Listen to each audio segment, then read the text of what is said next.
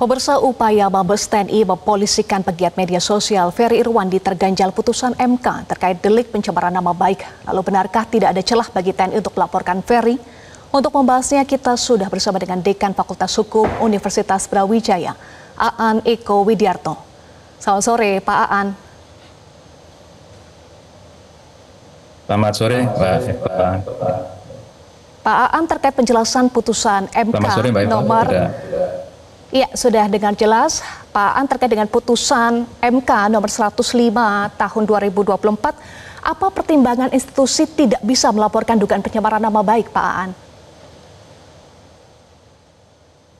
Iya, sebagaimana sudah bisa secara gamblang ya kita baca dalam putusan MK tersebut, di sana majelis hakim memang sudah mempertimbangkan secara hukum bahwa kenapa sih orang lain itu dimaknai kecuali lembaga pemerintah, sekelompok orang yang dengan identitas spesifik tertentu, instansi ya, dalam hal ini termasuk adalah Polri. Karena begini menurut Mahkamah Konstitusi, bahwa kritik ya yang ditujukan kepada lembaga atau instansi itu adalah bagian dari kebebasan berekspresi yang dijamin oleh konstitusi tentunya. Nah, oleh karena itu ya agar tidak terjadi kesewenang-wenangan aparat penegak hukum dalam menafsirkan frasa orang lain ini, maka MK menegaskan bahwa yang dimaksud dalam pasal tersebut adalah individu, atau kalau dalam hukum itu biasa disebut dengan natulih person, jadi orang perorangan, bukan badan hukum, bukan institusi, bukan kelompok, bukan profesi atau jabatan. Itu sebenarnya pertimbangan yang bisa kita. Ya, dengan pertimbangan tersebut artinya tidak ada celah bagi institusi TNI untuk melaporkan Ferry Irwandi ya, Pak Aan. Putusan MK 105 itu, Pak. Baik, kalau secara personal, jika ada prajurit atau tentara yang merasa tidak terima jabatannya dicemarkan, apakah bisa masuk sebagai individu perseorangan yang merasa dirugikan sehingga bisa melaporkan dugaan pencemaran nama baik, Pak Aan? Ya, bisa saja kalau itu individu, tapi memang syaratnya adalah pencemaran nama baik itu ditujukan kepada individunya. Misalnya seorang tentara, ya, kemudian nama baiknya dicemarkan oleh orang lain. Kemudian sebagai orang perseorangan, ya, yang kebetulan statusnya atau pekerjaannya sebagai tentara, maka bisa menggunakan pasal dalam Undang-Undang ITE itu. Tapi kalau tentaranya sendiri sebagai kelembagaan, sebagai institusi, itu yang tidak bisa. Makanya harus dibedakan betul. Dan kalau kita lihat pernyataan dari Dan Siber ya, itu kan sebenarnya masih belum jelas. Apa sih yang dimaksud? Siapa sih yang kemudian merasa kehormatannya diserang, misalnya begitu. Tindak pidana apa sih yang kemudian mau dituduhkan atau mau disangkakan kepada saudara Ferry ini. Jadi itu masih pertanyaan-pertanyaan besar yang sebenarnya ketika dalam konferensi pers itu saya melihat juga beliaunya tidak mau menjelaskan, katanya mau ada penyidikan lebih lanjut karena begitu. Jadi ini masih banyak dari sisi hukum ya masih belum clear betul posisinya begitu. Sebenarnya kalau boleh ya saya tambahkan.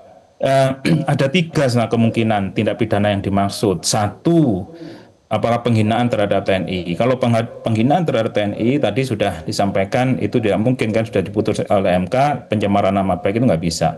Atau yang kedua, misalnya penghinaan terhadap presiden yang mau dituduhkan. Tapi ini juga oleh Mahkamah Konstitusi sudah diputus untuk dekriminalisasi. Ya, jadi penghinaan terhadap presiden pun sebagai jabatan presiden ini juga sudah tidak bisa lagi sekarang. Nah, yang mungkin bisa itu adalah makar sebenarnya, tindak pidana makar. Cuman untuk terjadinya tindak pidana makar ini ya karena sesuai dengan tupoksi TNI ya, itu juga sangat rigid gitu loh, unsur-unsur yang harus dipenuhi dan tidak mungkin satu orang per orang juga nanti arahnya kepada tindak pidana makar dalam hal ini. Itu banyak syarat yang harus dipenuhi. Saya kira kok masih banyak hal yang dari sisi hukum itu belum jelas dalam pernyataan Dan Siber gitu. Baik, Pak Aan, belakangan TNI mengajak secara persuasif. Apa yang Anda pahami? Apakah artinya bisa diselesaikan bersama antara TNI dan Ferry Irwandi? Ya, mengingat tidak jelas tadi, sebenarnya itu ya bagus-bagus saja ya, ada komunikasi. Apalagi kita orang Indonesia kan mendahulukan musyawarah mufakat, tenggang rasa, gotong royong, apalagi situasi bangsa sekarang kan sedang tidak baik-baik saja seperti ini, sehingga TNI, ya, tentara yang lahir dari rahim rakyat, ya, dulu bahkan namanya TKR, Tentara Keamanan Rakyat, itu kan ya seharusnya antara rakyat dengan TNI itu bukan dua kekuatan yang saling berhadapan-hadapan.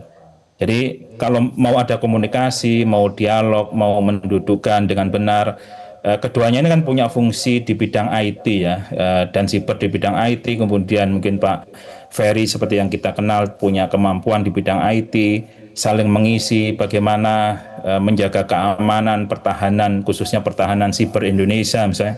Nah kalau bisa bersama-sama saya kira bagus ya. Baik, bagaimana kemudian ke depan Pak Aan agar tidak terjadi benturan antara tadi Anda sampaikan kritik sebagai bagian dari kebebasan berekspresi dengan niat jahat untuk mencemarkan nama baik Pak Aan? Ya, kalau saya sih begini, sebaiknya yang dilakukan oleh TNI itu tidak langsung disampaikan kepada masyarakat ya. Kan ini masih dugaan, apalagi masyarakat sudah bisa menilai hal-hal seperti ini kan bukan tugas dari pokok pertahanan ya, apalagi dugaan tindak pidana tadi ya, itu juga masih belum jelas, sehingga lebih baik itu ya koordinasi antara TNI dan Polri saja di belakang layar, tidak perlu di depan panggung begitu, apalagi di depan media yang kemudian menyebabkan polemik yang berkepanjangan tapi tidak jelas apa yang diperdebatkan begitu. Nah, itu sebenarnya komunikasi antar lembaga negara yang seharusnya lebih intens, lebih bagus, ada koordinasi ya. Nah, kalau memang dari sisi nanti hasil koordinasi ya ditemukan ada niat jahat, mens rea dan seterusnya, ya biar polisi yang di depan. Kalau itu masalah sipil, TNI hanya memberikan supporting data saja, gitu. Tidak kemudian TNI yang ada di depan ya.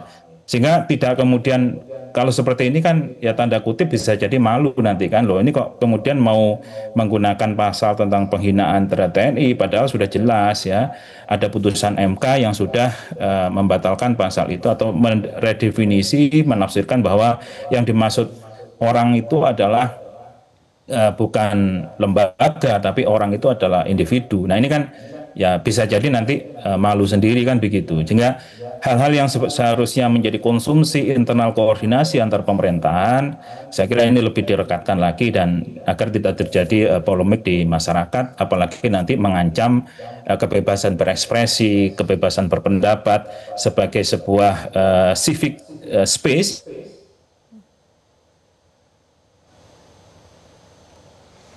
yang sebenarnya sangat dibutuhkan dalam sebuah negara demokrasi seperti Indonesia.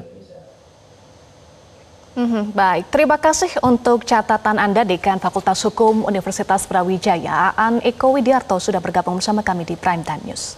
Jelajahi cara baru mendapatkan informasi. Download Metro TV Extend sekarang.